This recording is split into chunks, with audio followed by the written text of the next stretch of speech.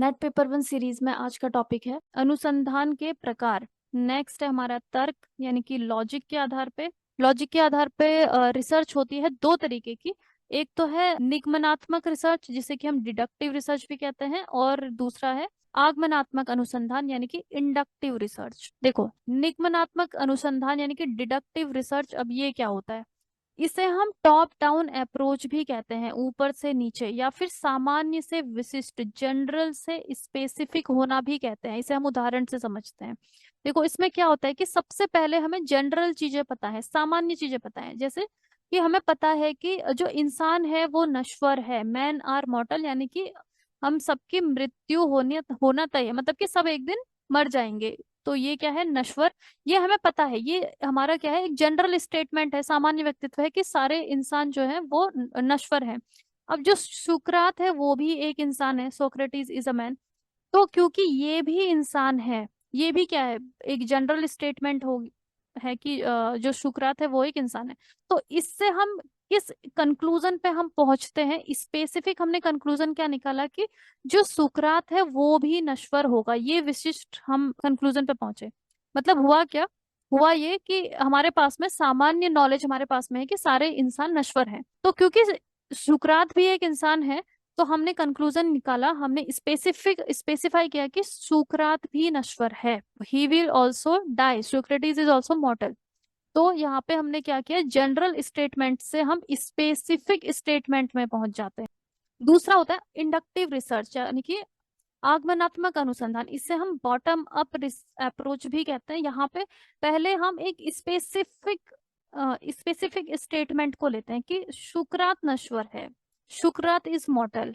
ठीक है, फिर हमने और ऑब्जर्वेशन हमने किए कि जो अलेक्जेंडर है वो भी नश्वर है, प्लूटो भी नश्वर है। तो फिर हम कंक्लूजन पे पहुंच गए कि जितने भी मनुष्य हैं वो सभी नश्वर हैं। हमने क्या किया? जनरल स्टेटमेंट निकाला, एक सामान्य जनरलाइज कर दिया हमने चीजों को।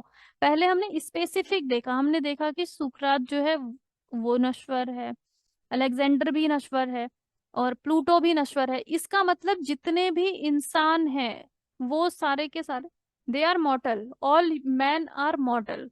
तो हमने स्पेसिफिक से हम कहाँ पहुंच गए? जनरल में पहुंच गए। इसे हम बोलते हैं इंडक्टिव रिसर्च यानी कि आगमनात्मक अनुसंधान।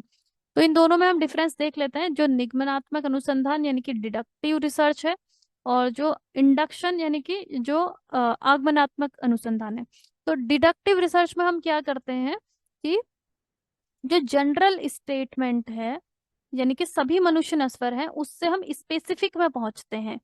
सभी मनुष्य नश्वर है, और जो राम है वो भी एक मनुष्य है, तो वो भी नश्वर होगा। ये हमने कंक्लूजन निकाल दिया।